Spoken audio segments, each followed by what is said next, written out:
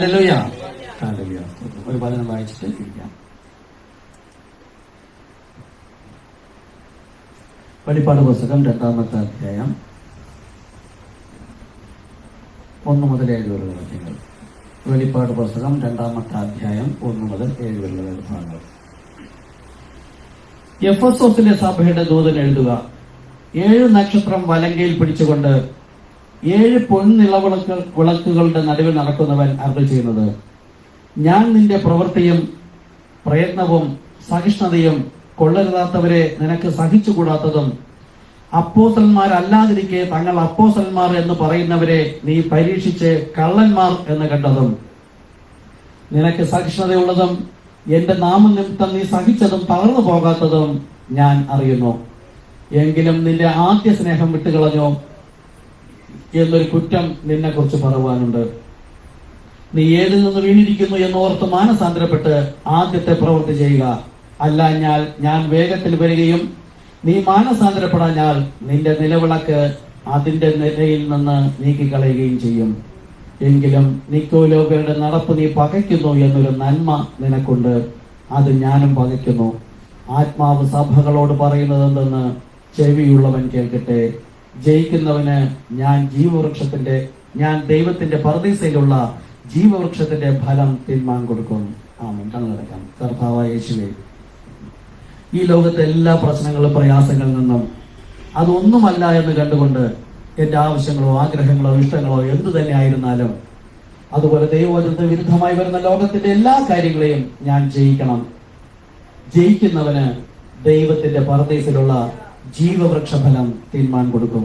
കരുണയുള്ള കർത്താവേ, ഒരു മനുഷ്യന്റെ ജീവിതത്തിന്റെ ആദ്യം മുതൽ അവസാനം വരെ എങ്ങനെ ആയിരിക്കണമെന്ന സർവീസ് മാനുവൽ ആകുന്നു നമ്മുടെ ബൈബിൾ.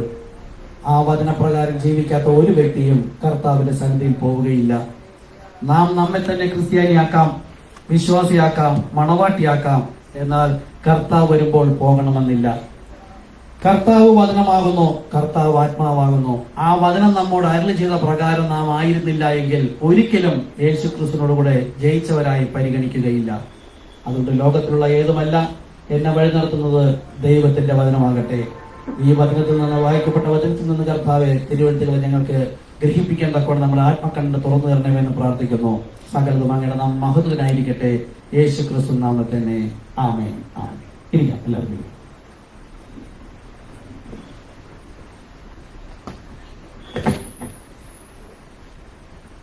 ഹല്ലേലൂയ. ഹല്ലേലൂയ. സ്തോത്രം. എഫെസോസ് സഭാകാലം വായിച്ചിട്ട് വരാൻ പറഞ്ഞു. എത്ര പേർ വായിച്ചു എന്നറിയില്ല. എല്ലാവർക്കും പുസ്തകം തന്നിട്ടുണ്ട്. കർത്താവ് അനുഗ്രഹിക്കട്ടെ. നമ്മൾ നമ്മുടെ ഒരു പടം വരച്ചിരിക്കുന്നത്, ഈ പടം വരച്ചിട്ടാണ് ഫലിപ്പിക്കാനിരുന്നത്. ആദാമിന്റെ കാര്യം വരുന്ന നമ്മളെടുത്തു, നോഹയുടെ കാലം എടുത്തു. നോഹയുടെ കാലം കഴിഞ്ഞാൽ പിന്നെ ഇത് മുഴുവൻ ബൈബിളാണ്. ഒരു ചിത്രത്തിനകത്ത് മുഴുവൻ ബൈബിൾ ഒന്നുമല്ല, മുഴുവൻ ബൈബിളിനെയും ഈ ചിത്രം കൊണ്ട് നമുക്ക് പഠിപ്പിക്കാൻ കഴിയും. ആ തരത്തിൽ വരച്ചിരിക്കുന്നതാണ്. ഇന്ന് നമ്മൾ അതിൽ ചില കാര്യങ്ങൾ നോക്കുന്നത്. ജസ്റ്റ് എന്ന് പറഞ്ഞു തരാം. ഇത് സാധാരണ ജനം, മനുഷ്യൻ ദൈവത്തെ സൃഷ്ടിച്ചാക്കിയിരിക്കുന്ന സ്ഥലം, ഭൂമിയിൽ സാധാരണ ജനങ്ങളെല്ലാം ഇതുവഴി പോയിക്കൊണ്ടിരിക്കുമ്പോൾ ദൈവം ഇവിടെ നിന്ന് അബ്രഹാമിനെ വിളിച്ചു. ഇതാണ് നമ്മൾ മുമ്പ് പഠിപ്പിക്കാൻ തരുന്നത്. കാണാമോ? കാണാം. വയസ്സ് ബ്രദർ താഴത്തെ കാണാമല്ലോ. ഇവിടെ നിന്ന് അബ്രഹാമിനെ വിളിച്ചു, വേർതിരിച്ചു. കർത്താവ് അവനെ മറ്റൊരു വാഗ്ദത്തം നൽകുകയാണ്. ഈ വാഗ്ദത്തം നൽകി ദൈവജനത്തെ കൊണ്ടുപോകാനായി ദൈവം അബ്രഹാമിനെ വിളിച്ചു. പക്ഷേ ഈ ജനങ്ങളെല്ലാം അബ്രഹാമിനോട് യാത്ര ചെയ്യുന്നുവെങ്കിലും അവരുടെ ചിന്തകളും നിരൂപണങ്ങളും അവരുടെ ജീവിതവും ആഗ്രഹങ്ങളും ഇഷ്ടങ്ങളെല്ലാം സാധാരണ ജനത്തിന്റെയും താഴെയായിരുന്നു. സാധാരണ ജനത്തിന്റെയും താഴെയായിരുന്നു. ദൈവം വിളിച്ചു വേർതിരിച്ചു ജനത്തെ അവർ കേട്ടില്ല. കാലങ്ങൾ കഴിഞ്ഞു. ഇസ്ഹാക്ക്, യാക്കോബ്, അങ്ങനെ യോസേഫ്, അങ്ങനെ ഇസ്രായേലിന് അടിമയായി പോയി. അതിനുശേഷം ദൈവം മോശയെ വിളിച്ചു. ദൈവജനത്തോടൊപ്പം പോകാൻ ആഗ്രഹിക്കുന്ന ആ ജനത്തെ ദൈവം അവിടെ നിന്ന് വിളിച്ചു വേർതിരിച്ച് കുറച്ചു കാലം വഴി നടത്തി. ഇതൊക്കെ വിശദമായി ഞാൻ പിന്നെ അവർക്ക് പഠിപ്പിക്കുക. എല്ലാ നോട്ടും തയ്യാറാക്കി ഇട്ടിട്ടുണ്ട്. അങ്ങോട്ട് ഞാനോട് ഇത്രയും പഠിപ്പിച്ചിട്ട് ആർക്കും ഒന്നും മനസ്സിലാവുന്നു, ചോദിച്ചൊന്നും മനസ്സിലാവുന്നത് ഞാൻ നിർത്തിയത്. ദൈവം മോശയിലൂടെ ജനത്തെ വഴി നടത്തി. അപ്പം ദൈവം അയച്ച പ്രവാചകന്മാരെ എല്ലാം അവർ കല്ലെറിഞ്ഞു കൊന്നു. ആരെയും അവർ കേട്ടില്ല, അനുസരിച്ചില്ല. അങ്ങനെ ദൈവം ഉപയോഗിച്ച മനുഷ്യരെല്ലാം തെറ്റിപ്പോവുകയും ചെയ്തു. ദൈവം ആഗ്രഹിച്ച ലെവലിൽ ആരും ആകാത്തത് കൊണ്ട് കർത്താവ് തന്നെ വേഷത്തിൽ മനുഷ്യനായി വരാൻ ആഗ്രഹിച്ചു. ചുരുക്കി പറയാണ്. എന്നാൽ അതിനു മുമ്പായി യോഹന്നാൻ സ്നാപകനെ തെരഞ്ഞെടുത്തു. അപ്പോൾ യെശയ്യാ പ്രവാചകനെ നോക്കിയാൽ അറിയാം, യഹോവയ്ക്ക് വഴിയൊരുക്കുവാനാണ്, നമ്മുടെ ദൈവത്തിന് വഴിയൊരുക്കുവാനാണ് യോഹന്നാൻ സ്നാപകനെ തെരഞ്ഞെടുത്തത്. വന്നത് യോഹന്നാൻ സ്നാപകൻ. യേശു തന്നെ പറഞ്ഞു, മരുഭൂമിയിൽ വിളിച്ചു പറയുന്നതിന്റെ വാക്കാകുന്ന യെശയ്യാ പ്രവാചകൻ പറഞ്ഞവൻ ഇവൻ തന്നെ. അങ്ങനെയെങ്കിൽ ഈ യോഹന്നാൻ സ്നാപകൻ വന്ന് വഴിയൊരുക്കിയത് ദൈവത്തിനാകുന്നു. ഓക്കെ, അപ്പോൾ യോഹന്നാൻ സ്നാപക മുഖാന്തരം ദൈവത്തിന്റെ അരുളപ്പാട് കേട്ടത് വളരെ കുറച്ച് ജനം മാത്രമായിരുന്നു. അപ്പോഴും ഞാൻ ഇവിടെ വരച്ചിരിക്കുകയാണ്, പക്ഷെ ഇവർ ഇറങ്ങി വന്നത് എവിടെയാണെന്ന് അറിയാമോ? ഇവിടെയാണ് വന്നത്. ഇവിടെ വന്നിട്ട് യോഹന്നാൻ സ്നാപകൻ ഇവിടെയാണ് സാധാരണഗതിയിലാണ് ജീവിച്ചിരുന്നത്. ഇവിടെ നിന്ന് ദൈവം വീണ്ടും അവനെ വിളിച്ച് ഉയർന്ന ഇടങ്ങളിലേക്ക് കൊണ്ടുപോയി. കാര്യം ഇവർ പറയുന്നത് കേൾക്കുന്നവർ ഇവിടെ നിന്നും ഇവിടെ വരണം, മനസ്സുകൊണ്ടും ആത്മാവ് കൊണ്ടും ഇവിടെ വരണം. ഇവിടെയാണ് ദൈവത്തിന്റെ അനുഗ്രഹം. പഴയ നിയമകാലത്ത് ദൈവത്തിന്റെ വചനം നൽകിയപ്പോൾ ഇവിടെയുള്ള ആർക്കും ഒരു പ്രയോജനവുമില്ലായിരുന്നു. കാര്യം അബ്രഹാമിന്റെ മക്കൾക്കാണ്, സന്തതികൾക്കാണ്. ജാതികളിൽപ്പെട്ട ആർക്കും ഇതിൽ യാതൊരു കാര്യവുമില്ല. എന്നാൽ അബ്രഹാമിനോടൊപ്പം നടക്കേണ്ടതിന് പകരം, അല്ലെങ്കിൽ മോശയോടൊപ്പം നടക്കേണ്ടതിന് പകരം ജനങ്ങൾ ഇവരിൽ നിന്നും വളരെ താഴെ പോയി. അതുകൊണ്ടാണ് ദൈവത്തിന് തന്നെ ഇറങ്ങി വരേണ്ടി വന്നത്. തിരികെ ഇവിടെയാണ് വന്നത്. സാധാരണ ജനങ്ങളുടെ ഇടയിൽ ജനിച്ചു വളർന്നു. യോഹന്നാൻ സ്നാപകനെ വിളിച്ചു വേർതിരിച്ചു. യോഹന്നാൻ സ്നാപകനെ വിളിച്ചു വേർതിരിച്ച് ബോധ്യമായവർക്ക് യേശുവിന്റെ കൂടെ, അത് അവർ നടക്കുന്നതൊക്കെ യേശുവിന്റെ കൂടെ തന്നെ, പക്ഷെ ആത്മീയ ലെവലിൽ കർത്താവ് കാണുന്നത് ഉയർന്ന രാജ്യത്തെ അംഗങ്ങളായിട്ടാണ്. അത് കഴിഞ്ഞ് കർത്താവ് 12 അപ്പോസ്തലന്മാരെ തെരഞ്ഞെടുത്തു, സുവിശേഷം അറിയിച്ചു. അതിനിടയിൽ റോമൻ സർക്കാർ കർത്താവിനെ ക്രൂശിച്ചു, കൊന്നു, മരണക്കുഴിയിൽ അടക്കി ഉയർത്തെഴുന്നേറ്റ ശേഷം ഈ അപ്പോസ്തലന്മാരെ പരിശുദ്ധാത്മാവ് വീണ്ടും ഉപയോഗിക്കണം. ഇവിടെ മുതലാണ് നമുക്ക് പഠിക്കാനുള്ളത്. ഇതൊക്കെ ഞാൻ പിന്നീട് പഠിപ്പിക്കാം. യേശുക്രിസ്തു മരിച്ച് അടക്കി ഉയർത്തെഴുന്നേറ്റ ശേഷം പരിശുദ്ധാത്മാവിനെ അയച്ചുകൊണ്ട് ദൈവം 12 അപ്പോസ്തലന്മാരെ തെരഞ്ഞെടുത്തു. ഓക്കെ, നമ്മളുടെ വായിച്ച വേദഭാഗം ശ്രദ്ധിക്കുക. നീ ഏതിൽ നിന്ന് വീണിരിക്കുന്നു? അതിനു മുമ്പ് 3 പറയുന്നത്, ഞാൻ നിന്റെ പ്രവൃത്തിയും പ്രയത്നവും സഹിഷ്ണുതയും കൊള്ളരുതാത്തവരെ നിനക്ക് സഹിച്ചുകൂടാത്തതും അപ്പോസ്തലന്മാരല്ലാതിരിക്കെ തങ്ങൾ അപ്പോസ്തലന്മാർ എന്ന് പറയുന്നവരെ നീ പരീക്ഷിച്ച് കള്ളന്മാർ എന്ന് കണ്ടുപിടിച്ചു. ദൈവം പരിശുദ്ധാത്മാവിനാൽ നിയമിച്ചിട്ട് പോയ അപ്പോസ്തലന്മാരുടെ കൂടെ നിന്നുകൊണ്ട് നമ്മൾ നേരത്തെ കണ്ടു. അപ്പോസ്തല പ്രവൃത്തി 4:17-18 എതിർ ക്രിസ്തുക്കൾ. എന്നാലോ മഹാപുരോഹിതന്മാരായിരുന്നു, പൗരോഹിത്യ വേഷം ധരിച്ചവരായിരുന്നു. അവർ കള്ളന്മാരാണെന്ന് കണ്ടുപിടിച്ചു. കുറച്ചു ജനം, അവരോടാണ് ദൈവം എന്ന് സംസാരിക്കുന്നത്. ഇന്ന് ബൈബിളിൽ വായിക്കുന്നവരല്ല. അപ്പോൾ തന്നെ നിനക്ക് സഹിഷ്ണുതയുള്ളതും സഹിച്ചുകൂടാത്തതും അപ്പോസ്തലന്മാരല്ലാതിരിക്കെ ചിലരെ കള്ളന്മാർ, അപ്പോസ്തലൻ എന്ന് കണ്ടുപിടിച്ചു എന്നല്ല, കള്ളന്മാരാരാണ്? മത്തായി 13 വെച്ച ഈ കള്ളനാരാ? പിശാചാണ്. അപ്പൊ പിശാചിന്റെ ഉപദേശത്താലുള്ള കുറെ ജനത്തെ, പുരോഹിത വേഷവുമായി നിൽക്കുന്നവരെ നീ തിരിച്ചറിഞ്ഞു. പക്ഷെ അവരുടെ ഉപദ്രവങ്ങളും നിന്ദകളും പീഡകളും പഴികളും എല്ലാം നീ സഹിച്ചത് ഞാൻ അറിയുന്നു. അങ്ങനെ സഹിച്ചവരോട് മാത്രം. ഓക്കെ, അടുത്ത 3. നിനക്ക് സഹിഷ്ണുതയുള്ളതും എന്റെ നാമനിമിത്തം നീ സഹിച്ചതും തളർന്നു പോകാത്തതും ഞാൻ അറിയുന്നു.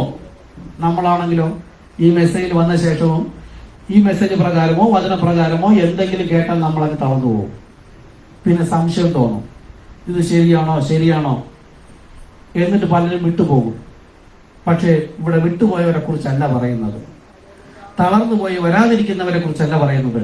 നിനക്ക് സഹിഷ്ണുതയുള്ളതും എന്റെ നാമം നിമിത്തം നീ സഹിച്ചതും തളർന്നു പോകാത്തതും ഞാൻ അറിയുന്നു. ദൈവം എവിടെ വിളിച്ചാക്കിയോ അവിടെ തന്നെ തുടർന്നു പോകണം. അടുത്ത്, എങ്കിലും നിന്റെ ആദ്യ സ്നേഹം വിട്ടുകളഞ്ഞു എന്നൊരു കുറ്റം നിന്നെ കുറിച്ച് പറവാനുണ്ട്. അപ്പോൾ ദൈവം വിളിച്ചാക്കിയിട്ട് പോയി പരിശുദ്ധാത്മാവ് നിറച്ച അപ്പോസ്തലന്മാർ പഠിപ്പിച്ചപ്പോൾ നമ്മൾ നേരത്തെ പറഞ്ഞ എതിർ ക്രിസ്തുക്കൾ നമ്മുടെ ഇടയിൽ നിന്ന് പുറപ്പെടും, ചിലർ പുറത്തു നിന്ന് വരും എന്ന് പറഞ്ഞ് അവരെ കള്ളന്മാരെന്ന് കണ്ടുപിടിച്ചു. എല്ലാം ശരി തന്നെ, പക്ഷെ നിന്റെ ആദ്യ സ്നേഹം വിട്ടുകളഞ്ഞു എന്നൊരു കുറ്റം. എന്താണ് ആദ്യ സ്നേഹം? സ്നേഹം എന്നാൽ എന്താണ്?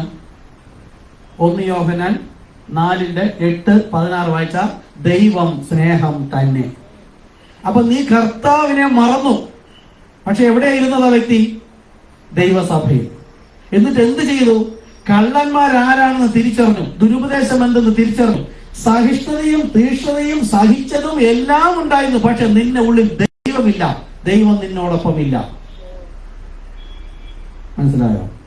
സഭയിലായിരുന്നാലും ദൈവവചന പ്രകാരം അല്ല എങ്കിൽ ഉള്ള കാര്യമാണ് ഈ പറയുന്നത്. ഞാൻ എന്റെ സഭയോട് സംസാരിക്കുന്നു വിചാരിക്കേണ്ട, അങ്ങനെയാണ് പറയേണ്ടത്, അങ്ങനെ പറഞ്ഞാൽ വിഷമം ആർക്കും വരരുത്. സഭയിൽ അതാണ് പഠിപ്പിക്കേണ്ടത്. നമ്മളും സഭയിലായിരുന്നാലും സഭയിൽ നിൽക്കുന്നു എന്ന് പറയുന്നത് ഹൃദയം കൊണ്ട് അകലെയാണെങ്കിൽ ദൈവമില്ലാത്ത അവസ്ഥയാവും. ഓക്കെ, സഹിച്ചതും തളർന്നു പോകത്തതുമല്ല. അടുത്തെന്താണ്? കുറ്റം പറയണം. ആ സഭയോട് നോക്കി കുറ്റം പറയണം. 5, നീ ഏതിൽ നിന്ന് വീണിരിക്കുന്നു എന്ന് ഓർത്തു മാനസാന്തരപ്പെട്ട് ആദ്യത്തെ പ്രവൃത്തി ചെയ്യുക. അപ്പൊ സ്നേഹം വിട്ടുകളഞ്ഞു എന്ന് പറഞ്ഞു. സ്നേഹം എന്താ? ദൈവം. ആ കാലത്ത് ദൈവം ആക്കിയിട്ട് പോയതാണ് പരിശുദ്ധാത്മാവ്. സഭയിലാക്കിയിട്ട് പോയത് പരിശുദ്ധാത്മാവിനെയാണ്.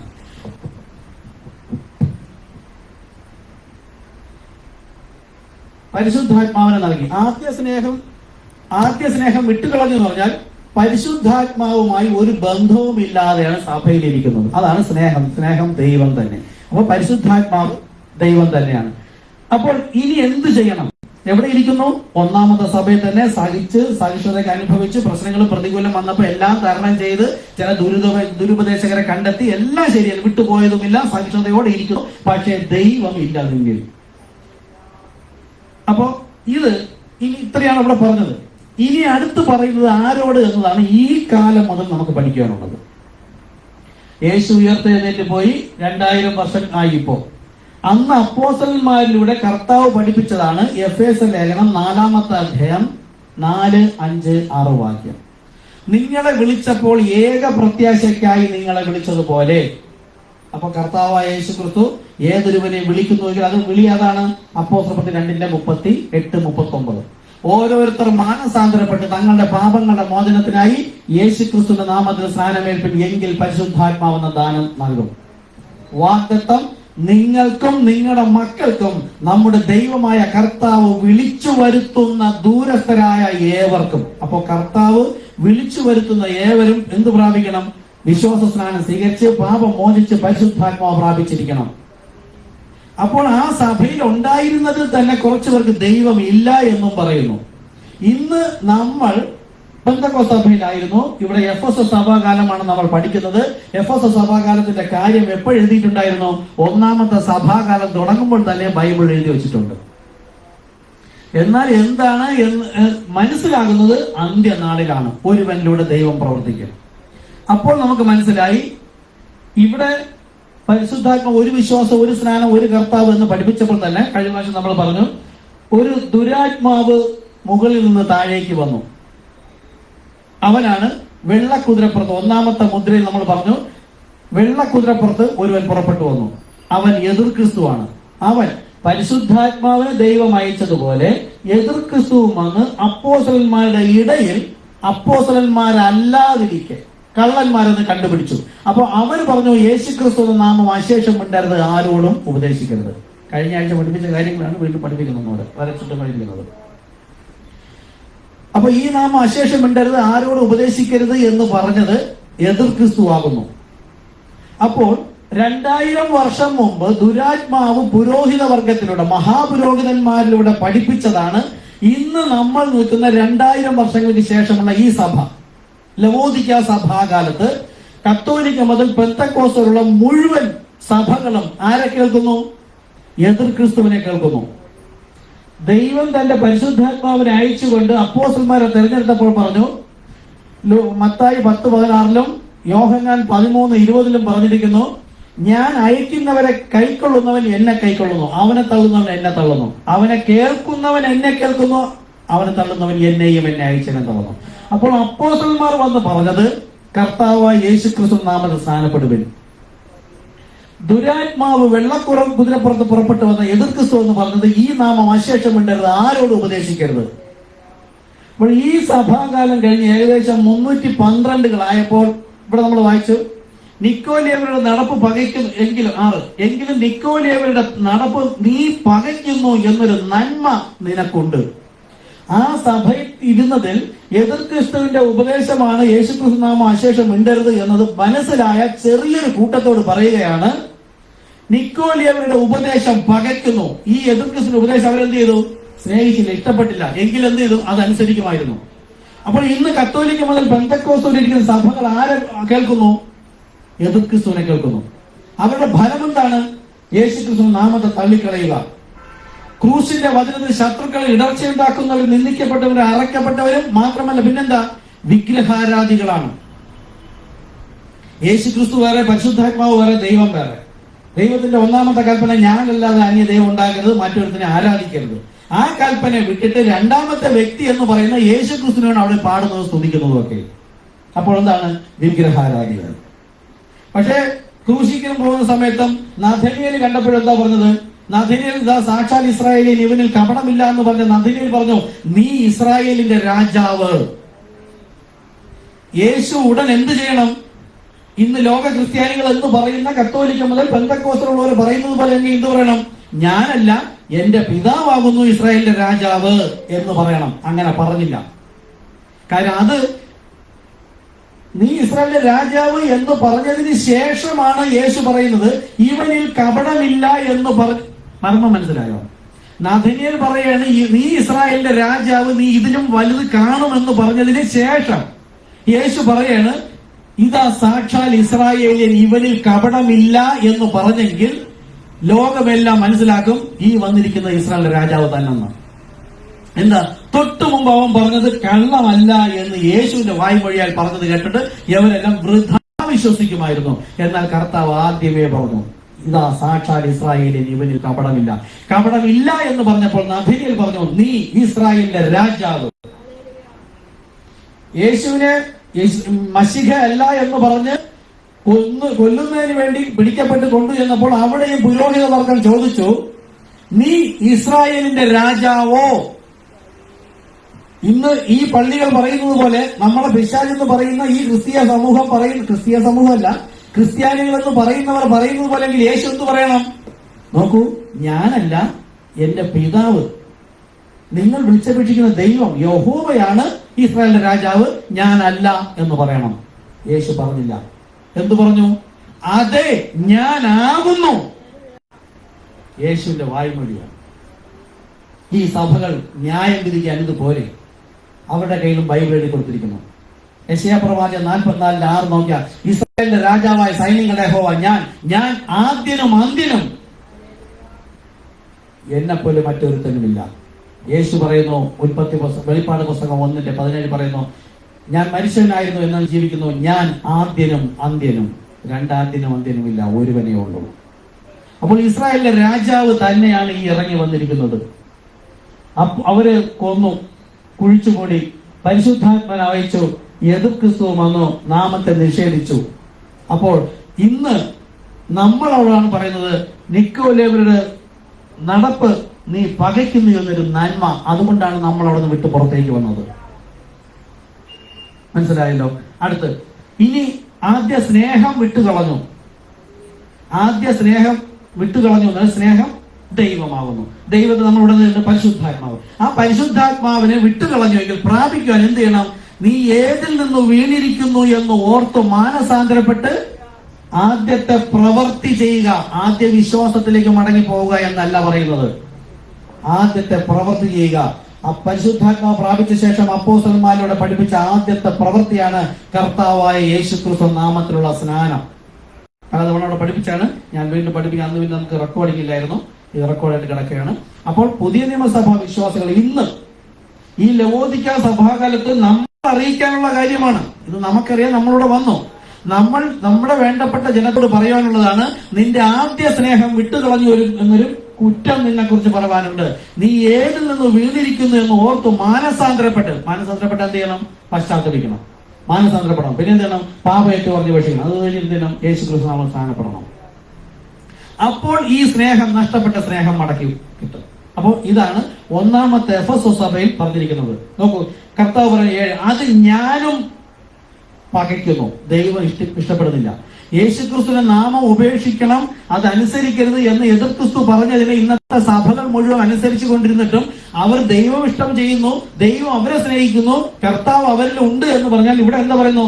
അത് ഞാനും പകയ്ക്കുന്നു. ഈ ബന്ധക്കോസുകാർക്ക് പറയാനുള്ള ധൈര്യം ഉണ്ടാവുമോ നമുക്ക്?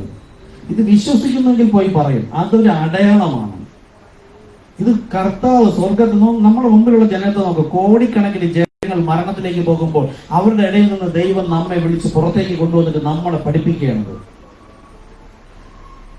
യശയ്യാപ്രവാചകന്റെ വാക്യമുണ്ട്, കാവൽക്കാര രാത്രി എന്താ ചെയ്യണം. ഇവിടെ എടുത്ത ഒരു നമ്മുടെ ആദ്യത്തെ കൺവെൻഷൻ എടുത്താണ്. അത് കാവൽക്കാരൻ ആരാണ്? ഓരോ കാലത്തും ദൈവത്താൽ അയക്കപ്പെട്ടു വരുന്ന മനുഷ്യരാണ് കാവൽക്കാരൻ. ഇന്നത്തെ കാവൽക്കാരൻ നമുക്ക് ആരാണ്? വില്യം മരിയം ബ്രൺഹാമാണ്. അപ്പൊ ഈ കാലത്ത് നമ്മള് ജീവിതത്തിൽ പോകുമ്പോൾ വചനപ്രകാരം പോകുമ്പോൾ കർത്താവിന്റെ വരവ് ആസന്നമായോ എന്ന് നമ്മളോട് വിളിച്ചു പറയുന്ന ആരാ? ഈ കാലത്തിന്റെ കാവൽക്കാരനാണ്. അവിടെ പറയാണ്, ആ കാവൽക്കാരൻ വിളിച്ചു പറയുമ്പോൾ, സമയമെടുത്തു എന്ന് വിളിച്ചു പറയുമ്പോൾ ആരെങ്കിലും കേൾക്കാതിരുന്നാൽ, പറയാതിരുന്നാൽ, ആദ്യം പറയുന്നത് ദൈവം അറിയിക്കും. കാവൽക്കാരനോട് ദൈവം അറിയിക്കും. ദൈവം അറിയിച്ചതിനെ കാവൽക്കാരൻ ഈ ജനത്തോട് പറയാതിരുന്നാൽ അങ്ങനെ നശിച്ചു പോകുന്ന ജനത്തിന്റെ രക്തത്തിന്റെ വില ഞാൻ കാവൽക്കാരനോട് ചോദിക്കും. അപ്പൊ ദൈവം കാവൽക്കാരനെ അറിയിച്ചിട്ട് കാവൽക്കാരൻ വിളിച്ചു പറയുകയാണെങ്കിൽ അനുസരിക്കാത്ത ജനത്തിന്റെ രക്തം അവരുടെ മേൽ നിലനിൽക്കും, പാപം അവരുടെ മേൽ നിൽക്കും, ദൈവം അവരെ കൊന്നുകളയും, കാവൽക്കാരൻ മുകളിലേക്ക് പോകും. ഈ കാലത്തിന്റെ കാവൽക്കാർ നമ്മളാ. ദൂതന്മാരെ അയക്കുമെന്ന ദൂതൻ, അത് ഏഞ്ചൽ, അത് വേറെ. അത് അന്ത്യനാൾ ഗോതമ്പിനെ കളപ്പുരയിൽ ശേഖരിക്കുന്നതിനുമായി ഞാൻ ദൂതന്മാരെ അയക്കും. നമ്മളാണ്. നമുക്ക് മുമ്പിലുള്ള ഈ സഭകളിലൊക്കെ ഇരിക്കുന്ന ജനത്തിന്റെ കാവൽക്കാർ ഇപ്പോൾ നമ്മളാണ്. മനസ്സിലായോ? ദൈവം ഒരുവനെ ഉയർത്തിക്കൊണ്ടുവന്നിട്ട് ദൈവം അദ്ദേഹത്തോട് സംസാരിക്കുമ്പോൾ അദ്ദേഹം നമ്മളോട് വിളിച്ചു പറയുന്നു. ഇപ്പോൾ നമ്മൾ ഇത് കേട്ടു, നമ്മളെ വിളിച്ച് കർത്താവ് പുറത്തേക്ക് കൊണ്ടുവന്നിട്ട് ഇത് നമ്മളെ അറിയിച്ചിരിക്കുന്നു. നമ്മുടെ ചുറ്റുമുള്ള ജനത്തോട് പറയേണ്ട ബാധ്യത നമ്മുടെ മേലാണ്. ഇല്ലെങ്കിൽ നമ്മുടെ വേണ്ടപ്പെട്ടവർ നശിച്ചു പോയാൽ അവരുടെ രക്തത്തിന്റെ വില നമ്മോട് ചോദിക്കും. വചനമുണ്ട്. ഓക്കെ. അപ്പോൾ ദൈവവും പകയ്ക്കുന്നു ഈ ഉപദേശം. ചെവിയുള്ളവൻ കേൾക്കട്ടെ. എന്ത് ചെവിയാ? ഈ ചെവിയല്ല, ചെവി, ആത്മക്കണ്ണ്. അതിന് പരിശുദ്ധാത്മാവിനെ പ്രാപിക്കണം. അത് അകത്തെ മനുഷ്യനാണ്. ആ മനുഷ്യൻ അകത്ത് വന്നാൽ അത് കേട്ടിരിക്കും. അങ്ങനെയാണെങ്കിൽ അത് കേട്ട് വിശ്വസിച്ചാൽ ജയിക്കണം. എന്ത് ചെയ്യണം? അതുകൊണ്ടാണ് നമ്മളത് കേട്ടത്. നമ്മളായിരുന്ന കത്തോലിക്ക, പെന്തക്കോസ്ത്, മാർത്തോമ പല സഭകളിൽ ഇരുന്നപ്പോൾ ഈ സന്ദേശം നമ്മുടെ അടുക്കൽ വന്നപ്പോൾ, ഈ വചനം വിശ്വസിച്ചപ്പോൾ നമ്മൾ ആ സഭ വിട്ട് ഉപേക്ഷിച്ചിട്ട് ഇവിടെ വന്നു. ആ മാനസാന്തരപ്പെട്ട് എന്താണ്? കർത്താവായ യേശു ക്രിസ്തു എന്ന നാമത്തിൽ സ്ഥാനപ്പെട്ടു. എന്തുകൊണ്ട്? പാപം ക്രൂശിൽ യാഗമാക്കിയത് കർത്താവായ യേശു ക്രിസ്തുവിനെ. മരിച്ച് അടക്കി ജയിച്ചവനും ഇനി നാം ജയിക്കാനാണ് പരിശുദ്ധാത്മാനാക്കിയത്. എന്നാൽ ഓരോ നിമിഷവും പരിശോധനയുടെ ആവശ്യമാണ്. എതിർ ക്രിസ്തു എന്ന് പറഞ്ഞതാണ് മുഴുവൻ സഭകളും കേൾക്കുന്നത്. നമ്മെ ദൈവം അവിടെ നിന്ന് വിളിച്ച് പുറത്തേക്ക് കൊണ്ടുവന്നു. വിശ്വാസ സ്നാനം സ്വീകരിച്ചു. ഇപ്പോൾ കാവൽക്കാരാക്കി വെച്ചിരിക്കുന്നു. ഓക്കെ. അതാണ് ഇവിടെ കാണുന്നത്. ഒന്നാമത്തെ എഫെസസ് സഭ. പരിശുദ്ധാത്മാവ് വന്നപ്പോൾ ആദ്യ നൂറ്റാണ്ടിൽ ധാരാളം വിശ്വാസം ഉണ്ടായത്. ഈ കറുത്തതാണ് അവിശ്വാസികൾ. അത് കഴിയുമ്പോൾ നമുക്ക് പിന്നീട് പറയും. ഓരോ കാലത്തും ദൈവം തന്റെ ഏഞ്ചലിനെ അയക്കാറുണ്ട്. ഏഞ്ചൽ വന്ന് പറയുന്നത് നാം കേൾക്കണം. ഓക്കെ. ഇത്രയും മനസ്സിലായല്ലോ? ഓക്കെ. കർത്താവിനെ. അപ്പൊ കഴിഞ്ഞ പ്രാവശ്യം നമ്മൾ എടുത്തതിന്റെ ബാക്കി എടുക്കുകയാണ്.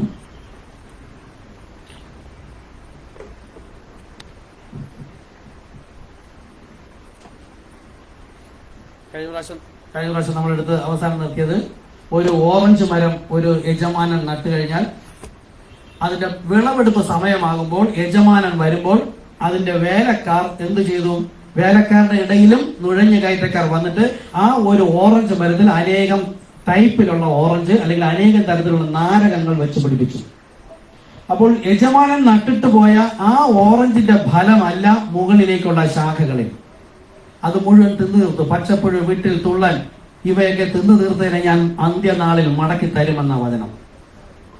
അപ്പോൾ അപ്പോസ്തലന്മാരിലൂടെ പഠിപ്പിച്ച വിശ്വാസത്തെ കത്തോലിക്ക സഭ മുതൽ ഓരോന്ന് തിന്നു തീർത്തപ്പോൾ ദൈവം ഓരോ കാലത്തിലും ഓരോ ഏഞ്ചലിനെ അയച്ചിട്ട് ദൈവത്തിന്റെ വചനം ഒന്നാമത്തെ വിശ്വാസത്തിലേക്ക് മടക്കി കൊണ്ടുവരുന്നതിനാണ് നമ്മൾ കണ്ടത്.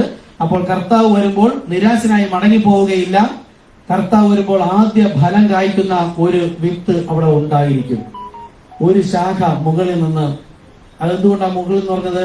കത്തോലിക്ക മുതൽ ഇവിടെ മുതൽ ഒന്നാമത്തെ എഫെസസ് സഭ, അത് കഴിഞ്ഞിട്ട് ഇവിടെ ദുരുപദേശം വരെയാണ് കത്തോലിക്ക, മാർത്തോമ, CSI, ലൂതറൻ സഭ, പെന്തക്കോസ്ത്. ഇതുവരെ ഉള്ളവരിൽ നിന്ന് ദൈവത്തിന്റെ ഏഞ്ചൽ, ഏഴാമത്തെ ഏഞ്ചലിനെ അയച്ച് ഈ സഭകളിലേക്ക്, ഇപ്പൊ കത്തോലിക്ക മുതലുള്ള സഭകളിലേക്ക് വിളിച്ചു പറഞ്ഞു. ഏത് വിശ്വാസം? അപ്പോസ്തലന്മാരുടെ വിശ്വാസം വിളിച്ചു പറഞ്ഞപ്പോൾ അത് കേട്ട് വിശ്വസിച്ച കൂട്ടത്തെ ഗോതമ്പിനെ കളപ്പുരയിൽ ശേഖരിച്ചു. ഇപ്പോൾ നാം ആയിരിക്കുന്നത് ലവോദിക്ക സഭാകാലത്തുള്ള, അത് 1906 ആരംഭിച്ചു. ലവോദിക്ക സഭാകാലത്തുള്ള ദൈവസഭയാണ് നമ്മൾ. മറ്റുള്ളവരെ കളകളായി കൂട്ടിക്കെട്ടി കഴിഞ്ഞു. അപ്പോൾ കർത്താവ് വരുമ്പോൾ ഒരു ഓറഞ്ച് മരം നട്ടു, അതിന്റെ ശാഖ ഇവിടെ എല്ലാം കഴിഞ്ഞു, അനേകം ശാഖകൾ ഒട്ടിച്ചു വെച്ചതാണ്. ഇവിടെ എല്ലാം കായ്ക്കുന്നത്. പെന്തക്കോസ്തന്റെ കുഞ്ഞുങ്ങൾ പെന്തക്കോസ്ത് തന്നെ പോകും, CSIയുടെ കുഞ്ഞുങ്ങൾ CSI പോകും. അതല്ല എങ്കിൽ ഇവിടെ നിന്ന് വന്ന് ഏത് ഏറ്റവും വലിയ പെന്തക്കോസ്ത് വരെയും വരും. ഇവിടെ ആയപ്പോഴത്തേക്ക് ഒരു വാതിൽ തുറന്നു വെച്ചു. ആ വാതിൽ വഴിയായിട്ട് ഇവിടെ വരേണ്ടത്. അതാണ് സ്നാനം. എല്ലാം വാക്കിനാലോ ക്രിയയാലോ എന്ത് ചെയ്താലും സകലത് കർത്താവായ യേശുക്രിസ്തു നാമത്തിൽ ചെയ്യുക. അത് വെളിപ്പാട് പുസ്തകം 3-ാമത്തെ അധ്യായം 8-ാമത്തെ വാക്യത്തിൽ പറഞ്ഞു, ഞാൻ നിനക്ക് മുമ്പിൽ ഒരു വാതിൽ തുറന്നു വയ്ക്കുന്നു, അത് നിനക്ക് അല്പമേ ശക്തി ഉള്ളുവെങ്കിൽ നീ എന്റെ നാമം നിഷേധിച്ചില്ല. ആ വാതിൽ ആർക്കും അടച്ചുകൂടാൻ കഴിയില്ല. അതുകൊണ്ടാണ് നമ്മൾ ഈ സന്ദേശം കേട്ടപ്പോൾ ഇന്നുവരെയും നമ്മളോട് പറഞ്ഞു പോകരുത് പോകരുത് പോകരുത് എന്ന് ചോദിച്ചു. നിങ്ങൾ ഇതിനെ ഇത്ര ദൂരെ പോകുന്നത്? നമ്മളോട് ചോദിക്കും, നമ്മുടെ ബന്ധുക്കൾ വേണ്ടപ്പെട്ടവർ, നിങ്ങൾ ഇതിനെ ഇത്രയും ദൂരെ പോകുന്നത്? ഒരു ഇടുക്ക് വാതിൽ തുറന്നു വെച്ചിട്ട് പോയത് അത് എല്ലാവർക്കും കണ്ടെത്താൻ കഴിയുകയില്ല. ആ വാതിൽ വഴിയായിട്ടാണ് നാം കടന്നത്. അപ്പോൾ 7-ാമത്തെ സഭാകാലത്ത് കർത്താവ് വരുമ്പോൾ, ആ കാലത്തിന്റെ അവസാനത്തിൽ കർത്താവ് വരുമ്പോഴേക്കും ഒരു ചെറിയൊരു കൂട്ടർ വിശ്വസ്തരായി ഉണ്ടായിരിക്കും. അവരുമായി കർത്താവ് വരികയും പോവുകയും ചെയ്യും. ഓക്കെ, നമുക്ക് ഈ കാണുന്ന സഭകളുടെ കൂട്ടത്തിൽ നിന്ന് ഒരു പടി കൂടെ മുമ്പോട്ട് പോകാം. നിങ്ങൾ എപ്പോഴെങ്കിലും ഉണർവുകളുടെ ചരിത്രം പഠിച്ചിട്ടുണ്ടോ? സഭാകാലങ്ങളിൽ നമ്മൾ മുൻപ് പഠിച്ചാണ് ഉണർവുകൾ. എന്നാൽ ദൈവത്തിന്റെ ശക്തിയായ വ്യാപരണം എന്നാണ് ആ ഉണർവിനെ കാണിക്കുന്നത്. ദൈവം ക്രിയ ചെയ്യുമ്പോഴെല്ലാം സാത്താനും അവിടെ പ്രവർത്തിക്കുന്നു. കണ്ടല്ലോ, ദൈവം ഓരോ സമയത്ത് പ്രവർത്തിക്കുമ്പോഴും പിശാചും പ്രവർത്തിക്കും. അതിനൊരിക്കലും മാറ്റമുണ്ടാകുകയില്ല. അതിന്റെ ഫലമായി അവിടെ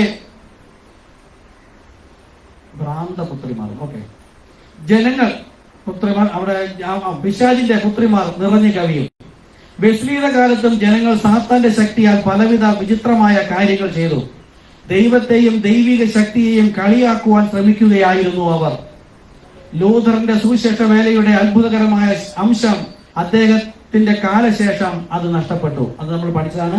എല്ലാ കാലത്തിലും ദൈവം വിളിച്ച് പുറത്തേക്ക് കൊണ്ടുവരുന്ന ആ ഏഞ്ചലിന്റെ കാലം, അല്ലെങ്കിൽ ദൈവം ഉപയോഗിച്ച ആ മനുഷ്യന്റെ കാലം കഴിഞ്ഞ ശേഷം അവർ വീണ്ടും പഴയതിലേക്ക് തന്നെ വിട്ടുപോകും. യഥാർത്ഥ മുന്തിരിവള്ളിയും കള്ള മുന്തിരിവള്ളിയും, അതായത് വിശ്വാസികളും അവിശ്വാസികളും ഒന്നിച്ച് ഇടകലർന്ന് രണ്ടു വിധത്തിലുള്ള ആത്മാക്കളെയും വെളിപ്പെടുത്തുന്നത് മനസ്സിലാക്കുന്നതിനായി നമുക്ക് 1 യോഹന്നാൻ 4:1 മുതൽ 4 വരെയുള്ള വാക്യങ്ങൾ നോക്കാം. പ്രിയമുള്ളവരെ, കള്ളപ്രവാചകന്മാർ പലരും ലോകത്തിലേക്ക് പുറപ്പെട്ടിരിക്കുകയാൽ ഏത് ആത്മാവിനെയും വിശ്വസിക്കാതെ ആത്മാവ് ദൈവത്തിൽ നിന്നുള്ളവയോ എന്ന് ശോധന ചെയ്യുവേൻ. ഇതാണ് ആദ്യകാലത്തെ അപ്പോസ്തലന്മാർ പരിശോധിച്ചപ്പോൾ കർത്താവ് പറഞ്ഞത്, അവരെ നീ കള്ളന്മാരെന്ന് കണ്ടുപിടിച്ചു, അത് നീ അവരെ പകയ്ക്കുന്നു, അത് ഞാനും പകയ്ക്കുന്നു. അതായത് തിരുവഴുത്ത് നോക്കാം. നമുക്കിന്ന് പരിശോധിക്കാനായിട്ട് നമ്മുടെ മുമ്പിൽ വചനമുണ്ട്. ഈ വചനം അങ്ങനെ തന്നെയാണോ പറഞ്ഞിരിക്കുന്നത് എന്ന് പരിശോധിച്ചാൽ നമുക്കത് ശോധന ചെയ്യാൻ കഴിയും. ദൈവാത്മാവിനെ ഇതിനാൽ അറിയാം, യേശു ക്രിസ്തു ജഡത്തിൽ വന്നു എന്ന് സ്വീകരിക്കുന്ന ആത്മാവൊക്കെയും ദൈവത്തിൽ നിന്നുള്ളത്. യേശുവിനെ സ്വീകരിക്കാത്ത യാതൊരു ആത്മാവും ദൈവത്തിൽ നിന്നുള്ളതല്ല. അത് എതിർ ക്രിസ്തുവിന്റെ ആത്മാവ് തന്നെ. അത് വരും എന്ന് നിങ്ങൾ കേട്ടിട്ടുണ്ടല്ലോ. അത് ഇപ്പോൾ തന്നെ ലോകത്തിലുണ്ട്. കുഞ്ഞുങ്ങളെ, നിങ്ങൾ ദൈവത്തിൽ നിന്നുള്ളവരാകുന്നു, അവരെ ജയിച്ചുമിരിക്കുന്നു. നിങ്ങളിലുള്ളവൻ ലോകത്തിലുള്ളവനേക്കാൾ വലിയവനാകുന്നു. ആരോട് പറഞ്ഞത്? കുഞ്ഞുങ്ങളെ. വീണ്ടും ജനനം പ്രാപിച്ച ആ ജനത്തോടാണ് സംസാരിക്കുന്നത്. അല്ലാതെ ഈ ബൈബിൾ എടുത്ത് വെച്ച് വായിക്കുന്ന ഭൂമിയിലെ എല്ലാ ജനങ്ങളോട് അല്ല പറഞ്ഞത്. വീണ്ടും ജനനം പ്രാപിച്ച കുഞ്ഞുങ്ങളോട് പറഞ്ഞു, നിങ്ങൾ ലോകത്തെ ജയിച്ചിരിക്കുന്നു. എന്താണ് ലോകത്തിലുള്ളത്? ദൈവവചന വിരുദ്ധമായതൊക്കെയും ലോകം തന്നെയാണ്. അത് ദൈവത്തിന്റെ വചനത്താൽ നമ്മൾ ജയിച്ചിരിക്കുന്നു.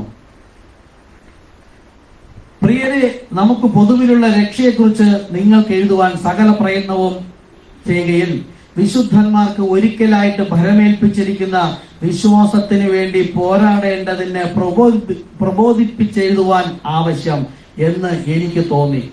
നമ്മുടെ ദൈവത്തിന്റെ കൃപയെ ദുഷ്കാമ പ്രവൃത്തിക്ക് ഹേതുവാക്കി ഏകനാഥനും നമ്മുടെ കർത്താവുമായ യേശുക്രിസ്തുവിനെ നിഷേധിക്കുന്ന അഭക്തരായ ചില മനുഷ്യർ നുഴഞ്ഞു വന്നിരിക്കുന്നു.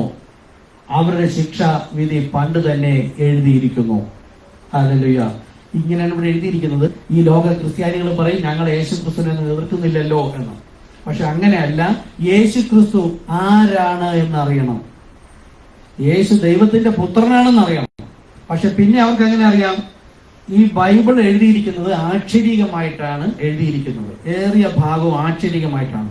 ഇതിനെ ആത്മീകമായിട്ട് കൺവെർട്ട് ചെയ്യുന്നതിനാണ് പരിശുദ്ധാത്മാവിനെ നൽകിയിരിക്കുന്നത്. പിതാവ് പിതാവ് എന്ന് പറഞ്ഞാൽ നമുക്കറിയാം, പിതാവാണെങ്കിൽ ഒരു പുത്രൻ ഉണ്ടാകും. അത് പുത്രൻ വേറെ തന്നെ, പിതാവ് വേറെ തന്നെയാണ്. പക്ഷെ ഇതിന്റെ ആത്മീകമായ നാമം എടുത്താൽ പിതാവ് എന്നത് കർത്താവ്, പുത്രൻ എന്നത് യേശു. അപ്പോൾ നമുക്ക് ഒന്ന് കിട്ടും, കർത്താവായ യേശു. പരിശുദ്ധാത്മാവ് എന്ന് പറയുന്നത് ക്രിസ്തു, കർത്താവായ യേശു ക്രിസ്തു. അത് ഒന്ന് തന്നെ എന്ന് നമുക്ക് മനസ്സിലാക്കാൻ കഴിയും. ഓക്കെ. അപ്പോ മറ്റൊരു കാര്യം കൂടെ നിങ്ങൾ അറിയണമെന്ന് ഞാൻ ആഗ്രഹിക്കുന്നു. യോഹന്നാൻ പരാമർശിക്കുന്ന 7 സഭകൾ ഏഷ്യ മൈനറിലുള്ള പുറംജാതി സഭകളാണ്. ഒരു നിമിഷം എഴുന്നേറ്റില്ല എല്ലാവർക്കും. ഓക്കെ. എഫെസസ് സഭാകാലത്ത് ദൈവം ആത്മാവിനെ നൽകിക്കൊണ്ട് ഓരോരുത്തരോട് പറഞ്ഞ് സംസാരിച്ചത് പുറംജാതി സഭകളോടാണ്. മനസ്സിലായല്ലോ? ഇപ്പോൾ ഇവിടെ വന്ന് സ്ഥാനപ്പെട്ടിട്ട് പോയവർ പറഞ്ഞത് യഹൂദന്മാരുടെ ഇടയിൽ അല്ലാത്ത ഒരു പ്രവാചകനെ ദൈവം എഴുന്നേൽപ്പിക്കില്ല എന്നാണ്. പക്ഷേ അപ്പോസ്തല പ്രവൃത്തി മുതൽ തുടങ്ങിയത് യഹൂദന്മാരുടെ ഇടയിൽ തന്നെയാണ്. അത് കഴിഞ്ഞപ്പോൾ അവർ കേൾക്കാതെ വന്നപ്പോൾ എന്ത് ചെയ്തു? ജാതികളുടെ ഇടയിലേക്ക് പോയി. ഇതാണ് പഴയ നിയമകാലം മുതൽ കൈ ക്രോസ് ആയിട്ട് വെച്ച് അനുഗ്രഹിച്ചത്. യേശാവും യാക്കോബും വന്നപ്പോഴത്തേക്കും ജോസഫും അങ്ങനെ തന്നെയാണ് കൈ പണച്ചു വെച്ചാണ് അനുഗ്രഹിച്ചത്. അതായത് ന്യായമായും യഹൂദന് ലഭിക്കേണ്ട ബ്ലെസ്സിങ് ജാതികൾക്ക് കൊടുത്തിരിക്കുന്നു. ഇത് തന്നെയാണ് ക്രൂശിലും സംഭവിച്ചത്. യഹൂദന് വരേണ്ട രക്ഷ ദൈവം ജാതികൾക്ക് കൊടുത്തിരിക്കുന്നു. പഴയ വെളിപ്പാട് പുസ്തകത്തിൽ നമ്മൾ സഭാകാലം നോക്കുമ്പോഴറിയാം 7 സഭകളെ കുറിച്ച് പറയുന്നതും പുറം ജാതികളോടാകുന്നു. അതായത് യെരുശലേമിലുള്ള ജനം അന്നു മുതലേ കേട്ടിട്ടില്ല. അത് കഴിഞ്ഞ് സുവിശേഷം പ്രചരിപ്പിച്ചത് മുഴുവനും ലോകത്തോടാകുന്നു. ആ ലോകത്തുള്ള ജനങ്ങൾ തള്ളിക്കളഞ്ഞത് കൊണ്ടാണ് ഓരോ കാലത്തും ദൈവം ഓരോ ഏഞ്ചലിനെ അയച്ചിട്ട് ജാതികളോട് തന്നെയാണ് അറിയിക്കുന്നത്. അതുകൊണ്ടാണ് വചനം പറയുന്നത് ജാതികളുടെ സംഖ്യ തികയോളം ജാതികൾ യെരുശലേം ചവിട്ടിക്കളയും. ഓക്കെ. യെരുശലേമിലെ സഭയിലെ ജനങ്ങൾ ഭൂരിഭാഗവും യഹൂദന്മാരായിരുന്നു. കുറച്ച് പുറംജാതിക്കാരുണ്ടാകാം. എന്നാൽ യോഹന്നാൻ യാതൊന്നും അതിനെക്കുറിച്ച് പ്രസ്താവിച്ചിരുന്നില്ല. അതിനുള്ള കാരണം ദൈവം യഹൂദന്മാരുടെ വിട്ട് പുറംജാതികളിലേക്ക് തിരിഞ്ഞു എന്നതാകുന്നു. അതിനാൽ സഭകളിൽ പൂർണ്ണമായും ദൈവം പ്രവർത്തിക്കുന്നത് പുറം ജാതികളിലാകുന്നു. ദൈവം പ്രവർത്തിക്കുന്നത് ഇന്നും യഹൂദന്മാരുടെ ഇടയിലല്ല, പുറം ജാതികളായ നമ്മുടെ ഇടയിലാണ് ദൈവം പ്രവർത്തിക്കുന്നത്. ഈ ജാതികളുടെ സംഖ്യ തികഞ്ഞ ശേഷമാണ് പരിശുദ്ധാത്മാവ് നേരെ യഹൂദന്മാരിലേക്ക് പോകുന്നത്. അവരിൽ നിന്ന് ഒരു മണവാട്ടിയെ അവനായി വിളിച്ചു വേർതിരിക്കുന്നു. അത് സഭാകാലങ്ങളുടെ അവസാനവും ജാതികളുടെ സംഖ്യ തികയുന്ന കാലവും ഒന്നു തന്നെയാകുന്നു. മണവാട്ടിയെ വിളിച്ച് അവസാനിപ്പിക്കുന്നതും കർത്താവ് മണവാട്ടിയെ കൊണ്ടുപോകുന്നതും ഈ ലവോദിക്ക സഭാകാലത്താകുന്നു. പിറ്റേ ശബത്തിൽ ഏകദേശം പട്ടണം മുഴുവൻ ദൈവവചനം കേൾപ്പാൻ വന്നുകൂടി. യഹൂദന്മാരുടെ പുരുഷാരത്തെ കണ്ട് അസൂയ നിറഞ്ഞവനായി ദൂഷിച്ചുകൊണ്ട് പൗലോസ് സംസാരിക്കുന്നതിന് എതിർ പറഞ്ഞു. അപ്പോൾ പൗലോസും ബർന്നബാസും ധൈര്യം കൊണ്ട് ദൈവവചനം ആദ്യം നിങ്ങളോട് പറയുന്നത് ആവശ്യമായിരിക്കുന്നു. ഹല്ലേലൂയ. എന്നാൽ നിങ്ങൾ അതിനെ തള്ളി നിങ്ങളെ തന്നെ നിത്യജീവന് അയോഗ്യർ എന്ന് വിധിച്ചു കളയുന്നതിനാൽ ഇതാ ഞങ്ങൾ ജാതികളിലേക്ക് തിരിയുന്നു. നീ ഭൂമിയുടെ അറ്റത്തോളവും രക്ഷ ആകേണ്ടതിന് ഞാൻ നിന്നെ ജാതികളുടെ വെളിച്ചമാക്കി വച്ചിരിക്കുന്നു. ആരെ? അപ്പോസ്തലന്മാരെ ജാതികളുടെ വെളിച്ചമാക്കി വച്ചിരിക്കുന്നു. അതുകൊണ്ടാണ് ഇന്ന് ജാതികൾ ആരാണ്? ഇത് ആത്മീയമായി പറഞ്ഞ ഈ കത്തോലിക്ക മുതൽ നമ്മുടെ കത്തോലിക്ക മുതൽ പെന്തക്കോസ്തലുള്ളവർ അറിയിക്കുന്നത് ലോകത്തോട് പോയി അറിയിക്കുന്നു. ഇന്ന് നമ്മളോട് പറഞ്ഞിരിക്കുന്നത് ഗോതമ്പിനെ കപ്പൂരിയിലേക്ക് ശേഖരിക്കുവാൻ. ആ ഗോതമ്പ് ഇരിക്കുന്നത് എവിടെയാണ്? ജാതികളുടെ ഇടയിൽ, പുറം ജാതികളുടെ ഇടയിൽ. അവർ വിളിച്ചു വേർതിരിക്കപ്പെട്ടു. അവർ അനേകരുണ്ട്. അവിടെ നിന്ന് കുറച്ച് തെരഞ്ഞെടുക്കുന്നവരാണ് നമ്മൾ. വിളിക്കപ്പെട്ടവർ അനേകർ എല്ലാ സഭകളിലും ഉണ്ടായിരുന്നു. അവരുടെ ഇടയിലേക്ക് ഇതേ വിശ്വാസം നമ്മൾ പറയുമ്പോൾ വിളിക്കപ്പെടുന്നവർ അനേകം, തെരഞ്ഞെടുക്കപ്പെടുന്നവരോ ചുരുക്കം, ആള് കൂടില്ല. ഇനി ഇതിൽ നിന്നുമാണ് അടുത്തൊരു ഘട്ടം, തേജസ്കരിക്കപ്പെടുന്നതോ അതിലേറെ ചുരുക്കം. അപ്പൊ നമ്മുടെ ഇടയിൽ നിന്നാണ് തേജസ്കരണം ഉണ്ടാകുന്നത്, അവരുടെ ഇടയിൽ തേജസ്കരണം ഉണ്ടാവുകയില്ല. അത് ലോകമാണ്. നോഹയുടെ കാലം പോലെ കർത്താവിന്റെ വചനത്തെ തള്ളിക്കളഞ്ഞവരാണ്. ഓക്കെ, നീ ഭൂമിയുടെ അറ്റത്തോളവും രക്ഷ ആകേണ്ടതിന് ഞാൻ നിന്നെ ജാതികളുടെ വെളിച്ചമാക്കി വെച്ചിരിക്കുന്നു. ഹല്ലേലൂയ. ആരെയാണ്? അപ്പോസ്തലന്മാരെ യഹൂദന്മാരുടെ ഇടയിലേക്ക് തന്നെയാണ് ആദ്യം അറിയിച്ചത്. അവർ കേൾക്കാതെ വന്നപ്പോൾ ജാതികളുടെ ഇടയിൽ എന്താക്കി വെച്ചിരിക്കുന്നു? വെളിച്ചം ദൈവമാകുന്നു. അപ്പൊ ദൈവം അപ്പോസ്തലന്മാരിലൂടെ ഇരുന്നു കൊണ്ട് സുവിശേഷം അറിയിക്കുന്നത് ജാതികളോട് തന്നെയാണ്. നീ ഭൂമിയുടെ അറ്റത്തോളവും രക്ഷ ആകേണ്ടതിന് ഞാൻ നിന്നെ ജാതികളുടെ വെളിച്ചമാക്കി വെച്ചിരിക്കുന്നു എന്ന് കർത്താവ് ഞങ്ങളോട് കൽപ്പിച്ചിട്ടുണ്ട് എന്ന് പറഞ്ഞു. പുറം ജാതികൾ ഇത് കേട്ട് സന്തോഷിച്ചു.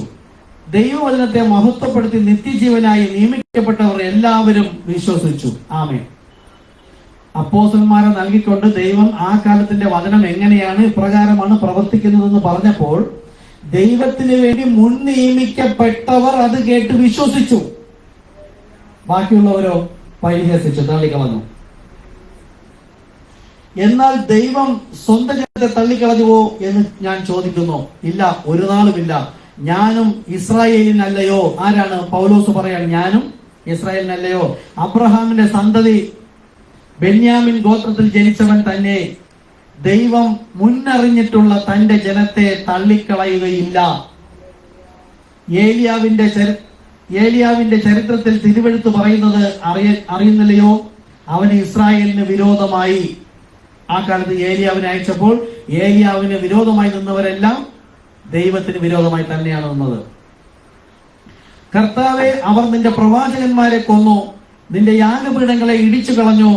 ഞാൻ ഒരുത്തൻ മാത്രം ശേഷിച്ചിരിക്കുന്നു, അവർ എനിക്കും ജീവഹാനി വരുത്തുവാൻ നോക്കുന്നു എന്ന് ദൈവത്തോട് വാദിക്കുമ്പോൾ അവൻ അരുളപ്പാട് ഉണ്ടായതെന്ത്? ബാലിന് മുട്ടുമടക്കാത്ത 7000 പേരെ ഞാൻ എനിക്കായി ശേഷിപ്പിച്ചിട്ടുണ്ട്. അപ്പോൾ ഓരോ കാലത്തും ദൈവം അയക്കുന്ന വ്യക്തികളെ പലപ്പോഴും തള്ളിക്കളഞ്ഞവരുണ്ടാകാം, പ്രകടമാകുന്ന തരത്തിൽ തള്ളിക്കളയുകയും, എന്നാൽ ഓരോ കാലത്തിലും ദൈവം വിളിച്ചയക്കുന്ന ആ മനുഷ്യർക്ക് പോലും അല്ലെങ്കിൽ പ്രവാചകന്മാർക്ക് പോലും അറിയാത്ത ഒരു കൂട്ടം ജനം ഇത് കേട്ട് വിശ്വസിച്ച് എവിടെയെങ്കിലും ഉണ്ടാകാം. അതാ ദൈവം പറഞ്ഞ 7000 പേരെ ഞാൻ എനിക്കായി ശേഷിച്ചിരിക്കുന്നു. ഹല്ലേലൂയ.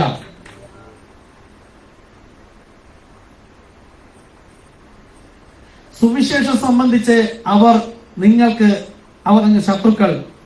തിരഞ്ഞെടുക്കപ്പെട്ടവർ സംബന്ധിച്ചോ പിതാക്കന്മാർ.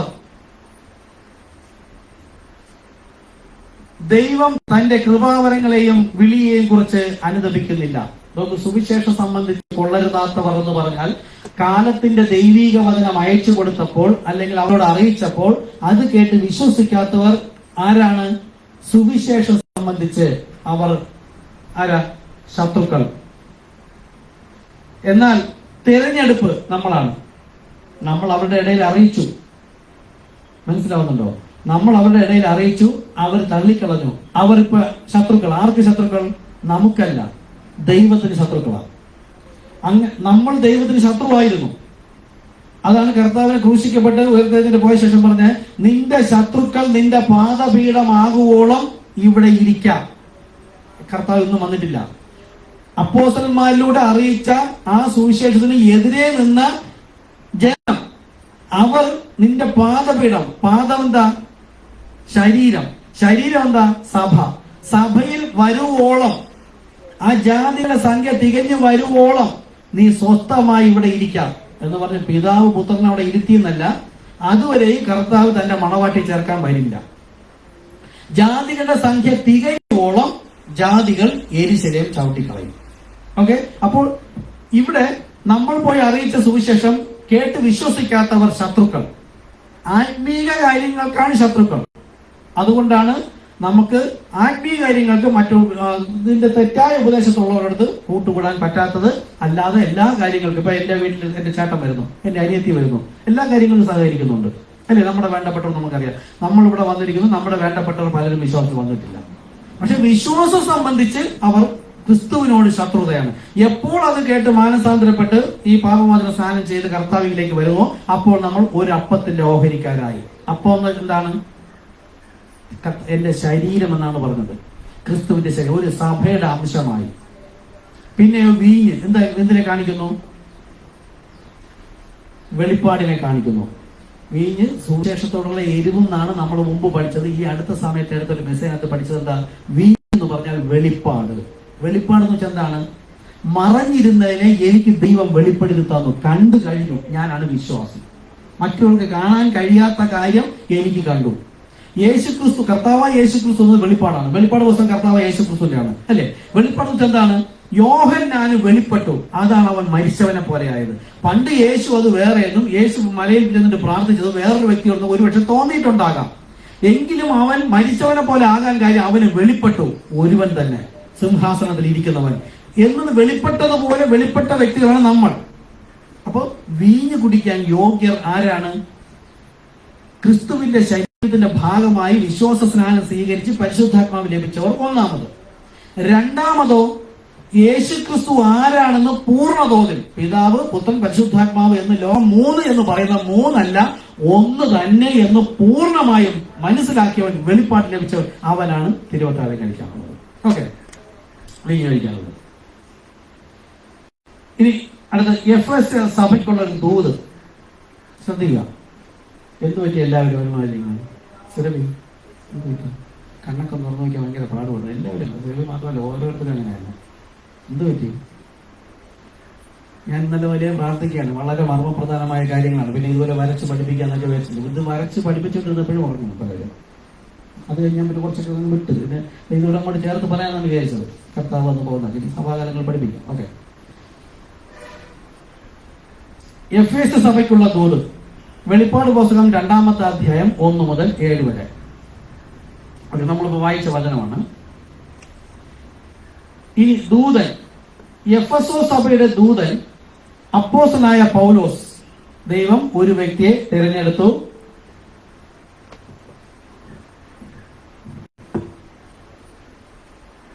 ഓക്കെ, പരിശുദ്ധാത്മാവിനെ നൽകിക്കൊണ്ട് ഈ അപ്പോസ്തലന്മാർ പഠിപ്പിച്ചതെല്ലാം എതിർ ക്രിസ്തു ഒന്ന് തെറ്റിച്ചപ്പോൾ ദൈവം വീണ്ടും ഒരുവനെ തിരഞ്ഞെടുക്കുകയാണ് ഇവരുടെ ഇടയിലേക്ക്, ഒരു ദൂതനായിട്ട്. മനസ്സിലായോ? അപ്പോൾ എന്താ പ്രത്യേകത അറിയാമോ? പരിശുദ്ധാത്മാവിനെ നൽകിക്കൊണ്ട് അപ്പോസ്തല പ്രവൃത്തി 2-ാമത്തെ അധ്യായം, എബ്രായർ 2-ാമത്തെ അധ്യായം വായിച്ചാൽ അറിയാം. കർത്താവ് താൻ പറഞ്ഞു തുടങ്ങിയതും, സുവിശേഷം കർത്താവ് താൻ പറഞ്ഞു തുടങ്ങിയതും.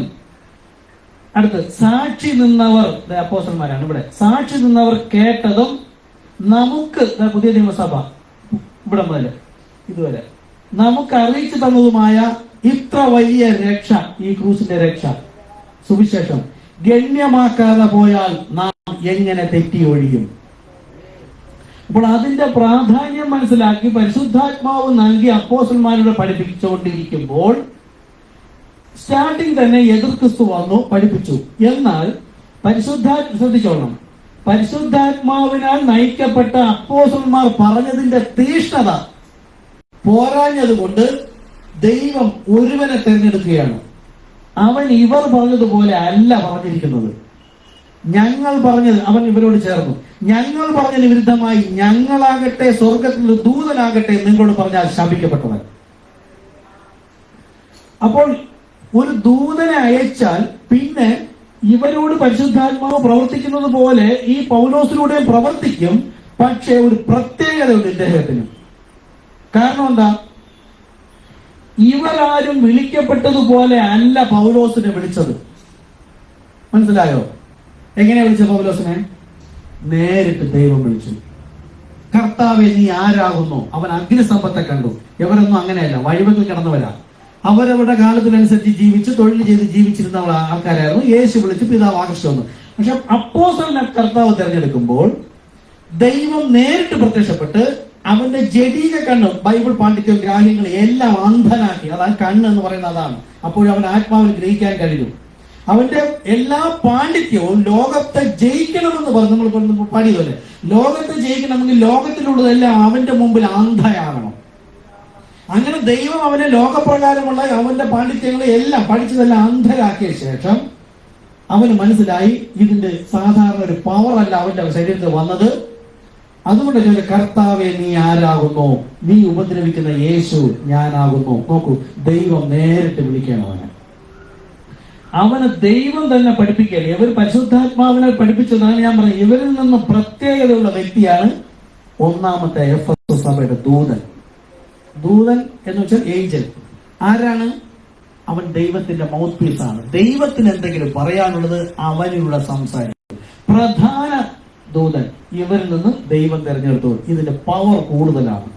അതുകൊണ്ടാണ് പറഞ്ഞത് അപ്പോസ്തലന്മാർ ഞങ്ങൾ പറഞ്ഞതിന് വിരുദ്ധമായി ആര് പറഞ്ഞാലും ശപിക്കപ്പെട്ടവൻ. 2 തവണ പറഞ്ഞു. 2 3 വായ്മൊഴിയാൽ ഏത് കാര്യം ഉറപ്പിക്കാമെന്നുകൊണ്ട് വീണ്ടും ഗലാത്യ ലേഖനം 1-ാമത്തെ അധ്യായം 8 പറഞ്ഞു, ഞങ്ങൾ നിങ്ങളോട് പറഞ്ഞതിന് വിരുദ്ധമായി ആര് പറഞ്ഞാലും ശപിക്കപ്പെട്ടവർ, ഞാൻ പിന്നെയും പറയുന്നു എന്ന് പറഞ്ഞിട്ടുണ്ട്. ഓക്കെ, അപ്പോൾ അത്ര ശക്തിയോടുകൂടി ദൈവം ഉപയോഗിച്ച ഒരു അപ്പോസ്തലനാണ്. അപ്പോൾ പരിശുദ്ധാത്മാവ് നിറഞ്ഞു നിൽക്കെ വീണ്ടും ഒരു ഏഞ്ചലിനെ കർത്താവ് കൊണ്ടുവരുവാൻ കാരണം തീഷ്ണതയോടുകൂടി അവനിലൂടെ പറഞ്ഞിരിക്കുന്നു. ലേഖനങ്ങൾ കൂടുതലും അപ്പോസ്തലന്മാരിലൂടെ തന്നെയാണ് എഴുതിയിരിക്കുന്നത്, പൗലോസിലൂടെ തന്നെയാണ്. ഓക്കെ,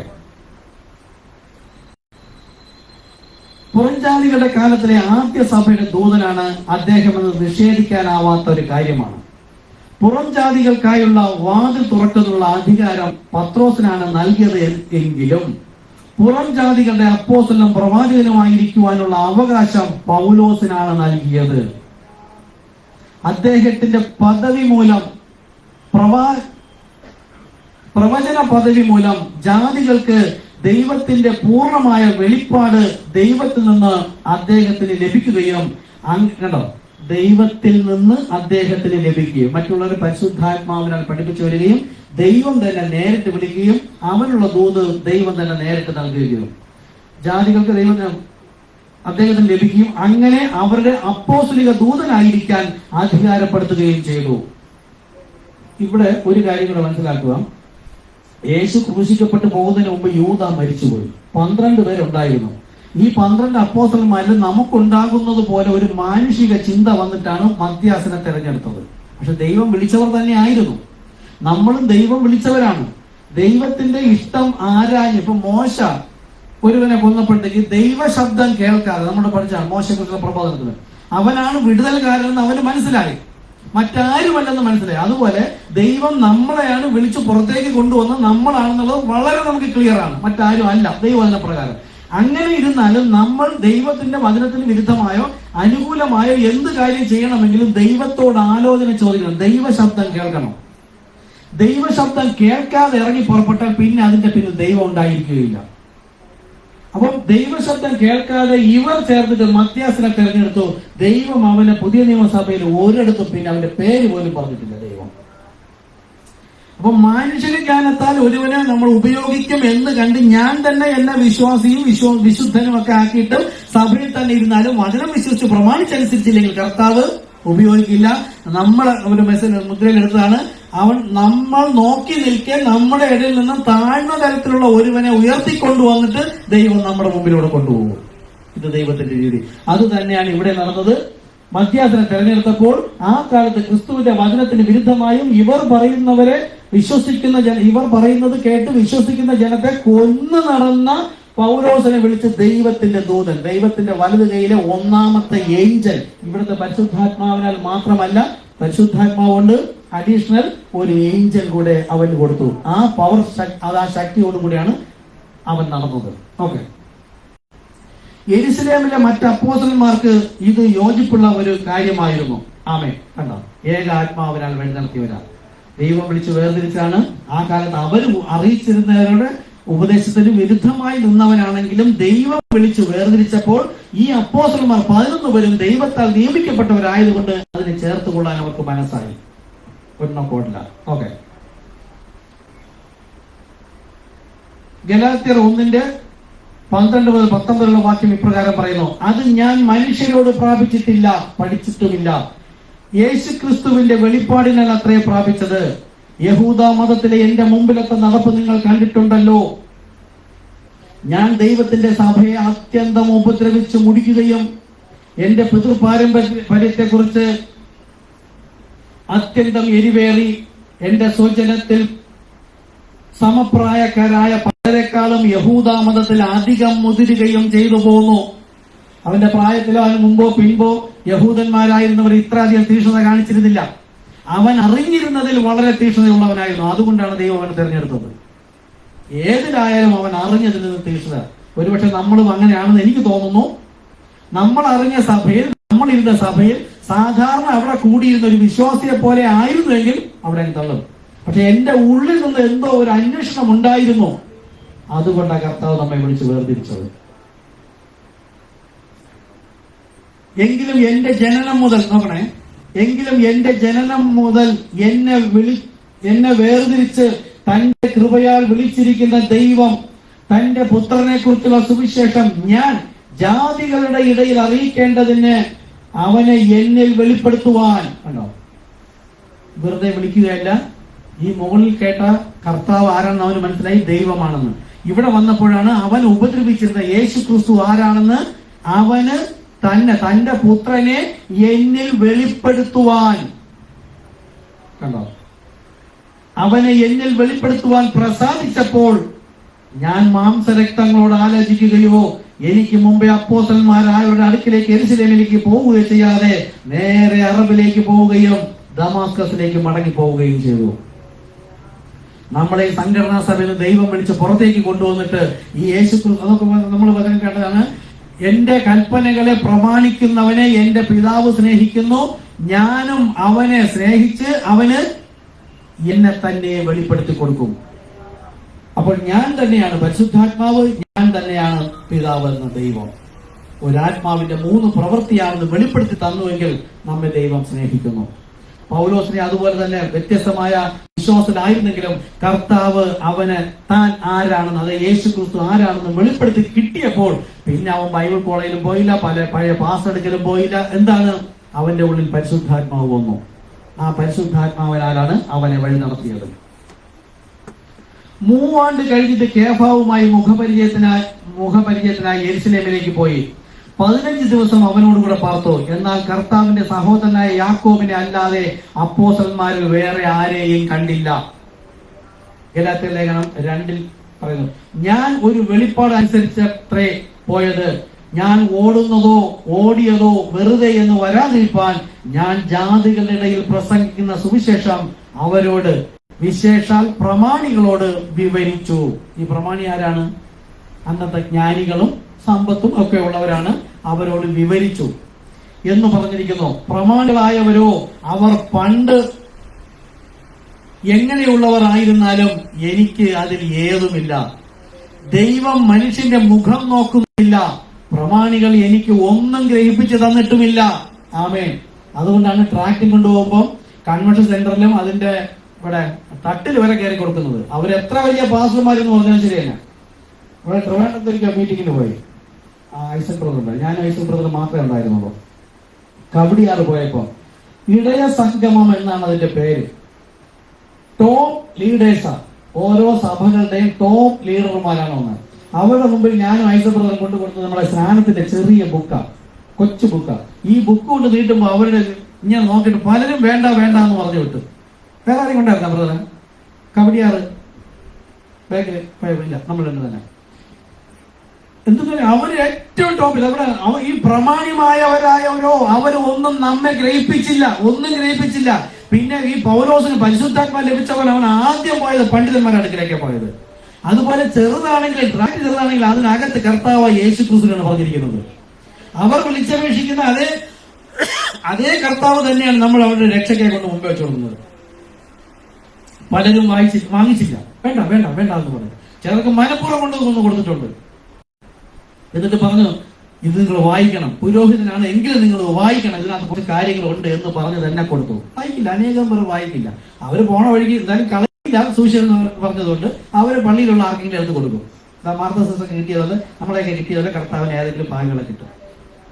അപ്പോഴും നമ്മൾ അറിയാത്ത ആരെങ്കിലും എവിടെയെങ്കിലും ഉണ്ടായിരിക്കും, കർത്താവ് വിശേഷിപ്പിക്കും. ഓക്കെ. അപ്പൊ നമ്മുടെ ഉള്ളിൽ അതേ പരിശുദ്ധാത്മാവാണ് വന്നെങ്കിൽ ഈ പ്രമാണിമാരെന്ന് പറയുന്നവർ, പള്ളിയിലെ അച്ഛന്മാരും പ്രമാണിമാരും നമ്മുടെ പാസ്റ്റർമാരും ആരായാലും അവരൊന്നും അല്ല നമ്മെ ഗ്രഹിപ്പിച്ചത്, പരിശുദ്ധാത്മാവാണ്. പരിശുദ്ധാത്മാവിന്റെ ഇഷ്ടം എന്താ അതനുസരിച്ച് ചെയ്യുക. ഓക്കെ. അപ്പൊ നിർത്താം. വിശേഷ പ്രമാണികളോട് വിവരിച്ചു എന്ന് പറഞ്ഞിരിക്കുന്നു. പ്രമാണികളായവരോ അവർ പണ്ട് എങ്ങനെയുള്ളവരായിരുന്നാലും എനിക്ക് ഏതുമില്ല, ദൈവം മനുഷ്യന്റെ മുഖം നോക്കുന്നില്ല, പ്രമാണികൾ എനിക്ക് ഒന്നും ഗ്രഹിപ്പിച്ചു തന്നിട്ടില്ല. നേരെ മറിച്ച് പരിച്ഛേദനയുടെ അപ്പോസ്തലത്വത്തിനായി പത്രോസിനോടുകൂടെ വ്യാപരിച്ചതുകൊണ്ട് പത്രോസിന് പരിച്ഛേദനക്കാരുടെ ഇടയിലും സുവിശേഷ ഘോഷണം ഫലമേൽപ്പിച്ചിരിക്കുന്നു എന്ന് കണ്ടു. എനിക്ക് ലഭിച്ച കൃപ അറിഞ്ഞുകൊണ്ട് തൂണുകളായി എണ്ണപ്പെട്ടിരിക്കുന്ന യാക്കോവും കേഫാവും യോഹന്നാനും ഞങ്ങൾ ജാതികളുടെ ഇടയിലും സുവിശേഷം അറിയിപ്പാൻ തക്കവണ്ണം എനിക്കും ബർന്നബാസിനും കൂട്ടായ്മയുടെ വലങ്കൈ തന്നു, വലങ്കൈ അധികാരം തന്നു. ഗലാത്യർ ലേഖനം 2:6-9 എന്നാൽ ജാതികളായ നിങ്ങളോട് ഞാൻ പറയുന്നത്, ജാതികളുടെ അപ്പോസ്തലനായിരിക്കയാൽ ഞാൻ എന്റെ ശുശ്രൂഷയെ പുകഴ്ത്തുന്നു. ഓക്കെ, ഞാൻ ഇവിടെ നിർത്തുകയാണ്, അതിന്റെ വാക്കിലൂടെ എല്ലാം ഇല്ല. അപ്പോ കർത്താവ് അപ്പോസ്തലന്മാരെ നൽകിക്കൊണ്ട്, പരിശുദ്ധാത്മാവിനാൽ അപ്പോസ്തലന്മാരെ നൽകിക്കൊണ്ട് ദൈവത്തിന്റെ വചനം പറഞ്ഞ് പഠിപ്പിച്ചപ്പോൾ അതിന് എതിർ ക്രിസ്തുവിന്റെ ആത്മാവ് വന്നപ്പോൾ അപ്പോഴും ഇവർ ഒരുവിധം എതിർത്തു. അപ്പോസ്തലൻ പറഞ്ഞത് 4:17-18 പറഞ്ഞത്, ഈ നാമം അശേഷം വേണ്ടരുത്, ആരോട് ഉപദേശിക്കരുത്. 17-18 19 പത്രോസ് പറയുകയാണ്, ദൈവത്തെക്കാൾ അധികമായി നിങ്ങളെ അനുസരിക്കുന്നത് ദൈവസന്നിധിയിൽ ന്യായമോ എന്ന് വിധിപ്പിൻ. ഞങ്ങളോ കണ്ടും കേട്ടും ഇരിക്കുന്നതിനെ പ്രസ്താവിക്കുന്നു. ഞങ്ങൾക്കത് പറയാൻ കഴിയില്ല, പറയാതിരിക്കാൻ കഴിയില്ല. എന്നാൽ പൗലോസിനെ ദൈവം വിളിച്ചപ്പോഴോ ഇതിനേക്കാൾ ഉപരിയായി തീഷ്ണതയോടുകൂടെ പറഞ്ഞിരിക്കുന്നു. എഴുന്നേൽക്കാം. ഇന്ന് ലോകത്ത് അനേകം സഭകളുണ്ട്, പുരോഹിത വർഗമുണ്ട്, വിശ്വാസികളുണ്ട്. നമുക്ക് ആത്മീയമായി കണ്ണടച്ചിരിക്കാം. അവർ ആരുമല്ല. കാര്യം ദൈവം അവരെ അങ്ങനെയല്ല കാണുന്നത്. എന്നാൽ ദൈവം കാണുന്ന ലെവലിൽ അവർക്ക് ആത്മീയത കൊടുക്കുവാനായി ഇപ്പോൾ ദൈവം വിളിച്ചു ചേർത്തിരിക്കുന്ന കാവൽക്കാരാണ് നാം ഈ ട്രാക്റ്റുമായി അവരുടെ മുമ്പിൽ പോവുക. പറയാൻ ടൈമില്ല എങ്കിൽ, അല്ലെങ്കിൽ പറയാനുള്ള സാഹചര്യം കിട്ടിയില്ലെങ്കിൽ, ഒരു ട്രാക്ട് എവിടെയെങ്കിലും പോകുമ്പോൾ ട്രാക്ട് കൊണ്ടുപോവുക, അവർക്ക് കൊടുക്കുക, വായിക്കുക. ഇത് മണവാട്ടി തന്നെത്താൻ ഒരുങ്ങുവാനുള്ളതാണ്. വിശുദ്ധന്മാർ തന്നെ ഇനിയും വിശുദ്ധീകരിക്കാനുള്ളതാണ്. ഇത് വായിക്കുക എന്ന് പറയുക. നിങ്ങൾ പ്രാർത്ഥനയോടുകൂടെ മടങ്ങിപ്പോവുക. അത് വായിച്ചാലും വായിച്ചില്ലെങ്കിലും അവിടെ മുമ്പിൽ ന്യായവിധി ചെന്നു, നോഹയുടെ കാലം പോലെ. അപ്പോൾ ഇതേ പരിശുദ്ധാത്മാവാണ് നമ്മുടെ മുമ്പിൽ പ്രാപിച്ചതെങ്കിൽ ആ തീക്ഷ്ണത നമുക്കുണ്ടായിരിക്കണം. ഓക്കെ. നിക്കോനിയുടെ ഉപദേശം പകയ്ക്കുന്നൊരു നന്മ ഞാൻ കാണുന്നു, അത് ഞാനും പകയ്ക്കുന്നു. കരുണയുള്ള കർത്താവെ, പ്രാർത്ഥിക്കാം. ലോകത്ത് കോടിക്കണക്കിന് സഭകളുള്ളപ്പോൾ അവരെല്ലാം ശരിയായത് എന്ന് പറഞ്ഞു പോകുന്നു. നമ്മളും അങ്ങനെ തന്നെയായിരുന്നു.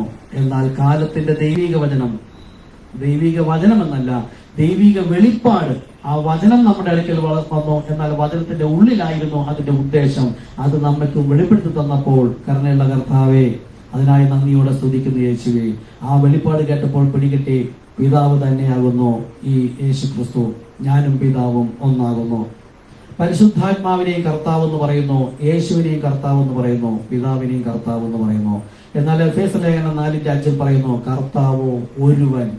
കരുണയുള്ള കർത്താവെ, ഈ ദൈവിക വെളിപ്പാടുകൾ കേട്ട് ഗ്രഹിപ്പാൻ തക്കവണ്ണം അതിനോട് കൂടെ ചേർന്നിരുന്നുകൊണ്ട് കാലത്തിൽ ഇന്ന് ഞാൻ കേട്ട് വിശ്വസിച്ചു എങ്കിലും വീണ്ടും അത് പഠിപ്പിക്കേണ്ട ആവശ്യം. ഒരുപക്ഷെ ആ തീക്ഷ്ണതയ്ക്ക് അനുസരിച്ച് ദൈവത്തിന്റെ ഇഷ്ടപ്രകാരം ഞാൻ ഇറങ്ങി പുറപ്പെട്ടില്ല, ആ മറ്റൊരാളോട് പറഞ്ഞില്ല എങ്കിൽ കർത്താവിന്റെ വരവ് നീണ്ടുപോയാലോ നമ്മളിൽ തന്നെ പലരും ജഡവും അവശേഷിക്കുകയില്ല. കാരണം ലോകത്തത്തോളം പാപം പെരുകിയിരിക്കുന്നു. കരുണയുള്ള കർത്താവെ, പിതാവിന്റെ ഇഷ്ടം ചെയ്തുകൊണ്ട് മുമ്പോട്ട് ജീവിപ്പാൻ സഹായിക്കണമേ. ഇതൊരു വചനം നമ്മോടുകൂടെ സംസാരിച്ചപ്പോൾ അങ്ങനെ നമ്മൾ ആത്മാവിനോടുകൂടെ ചേർന്നിരുന്നത് അവയെ ഗ്രഹിപ്പിച്ചുവെങ്കിലോ അതിന്റെ ഫലം കായ്ക്കേണ്ടതുണ്ട്. ആ സുവിശേഷം അറിയിപ്പാൻ തക്കവണ്ണം നമ്മെ വിളിച്ച് വേർതിരിച്ച മഹാകൃപയ്ക്കായി നന്ദിയോടെ സ്തുതിക്കുന്നു. യേശു ക്രിസ്തു നാമത്തിൽ തന്നെ. ആമേൻ.